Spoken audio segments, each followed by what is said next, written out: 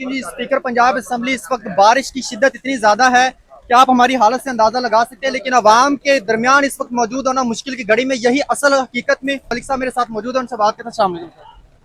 बेटा ये कोई किसी चीज़ की कदर का सवाल नहीं है, ये एक मुसीबत की घड़ी है।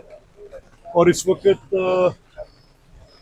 ये जो एक नागहानी आफत के तौर पे ये सैलाब की सारी सूरत हाल बन गई है, और मुझे लग ये रहा है कि ये मामला जैसे फोरकास्ट किया जा रहा था उससे ज़्यादा शिद्दत के साथ है।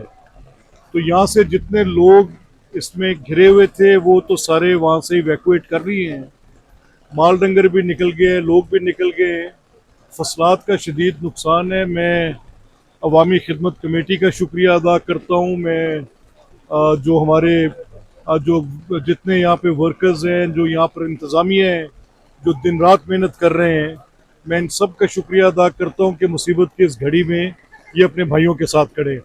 आइए मलिक रशीद अहमद खान साहब जो कि MNA हैं और पार्टी के वज़ीर, उनसे हम बात करते हैं। अस्सलाम वालेकुम सर।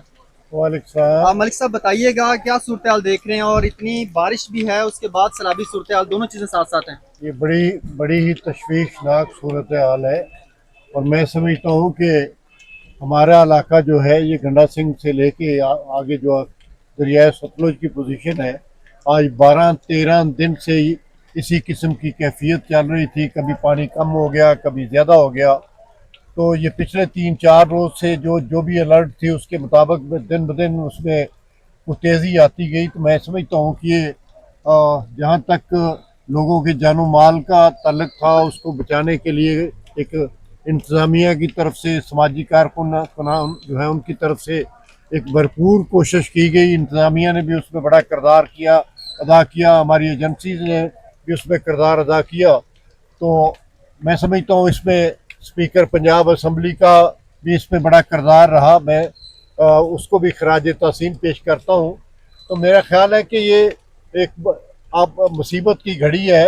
अल्लाह ताला इसमें सुरखरू करे। और बहुत ही नुकसान हुआ है, न सिर्फ फसलों का नुकसान हुआ है, लोगों के जानो माल अपना मवेशी ढोर डंगर का भी नुकसान हुआ है।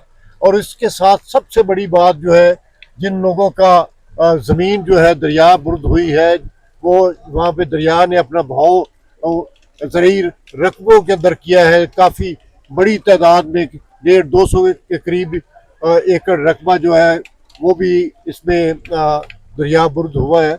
तो मैं समझता हूँ हमारे जितने भी कारकुनान हैं, खा वो कोई खुदियाँ से तल्लुक़ रखते हैं, हमारे समाजी कारकुन हैं, और उनका भी मैं शुक्रिया अदा करता हूँ कि उन्होंने भरपूर यहाँ पे मेहनत की। वहाँ लोगों को तकलीफ के से निजात देने के लिए वो अपनी खिदमात पेश कर रहे हैं। बहुत शुक्रिया।